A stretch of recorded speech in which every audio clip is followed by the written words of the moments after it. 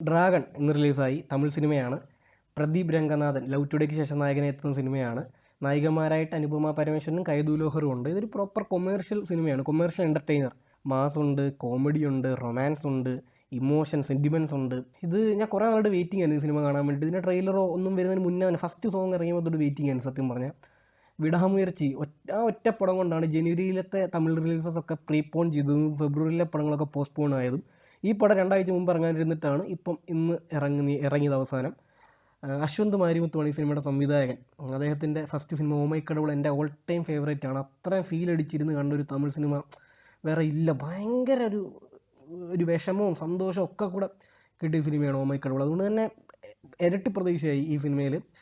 ഇതിനെപ്പറ്റി പറയുകയാണെങ്കിൽ first half കണ്ടു കഴിഞ്ഞപ്പോഴത്തേക്ക് ഒരു കുഴപ്പമില്ലാത്തൊരു ഫസ്റ്റ് ഹാഫ്, തരക്കേടില്ല എന്നാൽ വൻ സംഭവമല്ല, അങ്ങനത്തെ ഒരു ഫീലാണ് ഈ കണ്ടത്.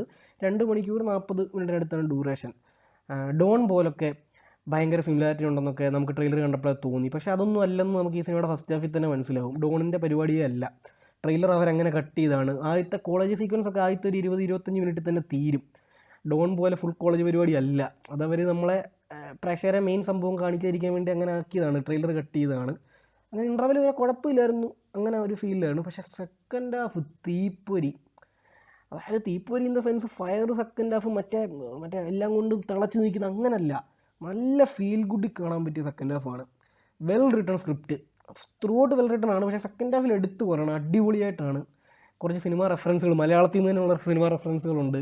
അങ്ങനെ അതുമാത്രമല്ല, അല്ലാതെ ഈ റൊമാൻസ് മിക്സ് ചെയ്തതും പിന്നെ അവസാനം ഗുണപാഠമുണ്ട് ഈ സിനിമയിൽ. പക്ഷേ ഈ ഡോൺ സിനിമയിൽ ഏറ്റവും നെഗറ്റീവ് സെക്കൻഡ് ഹാഫിലെ പാസവും ഗുണപാഠവും ആ പരിപാടിയല്ല. ഇതിൽ ആ മീറ്റർ പിടിച്ച് നമുക്ക് പക്ക ഇഷ്ടപ്പെടുന്ന രീതിയിൽ സ്ക്രിപ്റ്റ് പെർഫെക്റ്റ് ബാലൻസ് ആണ്. സ്ക്രിപ്റ്റ് കോമഡിയുടെ, മാസിൻ്റെ, ഇമോഷൻസിൻ്റെ, റൊമാൻസിൻ്റെ ഒക്കെ ആ ഒരു ഫീൽ നമുക്ക് കിട്ടും.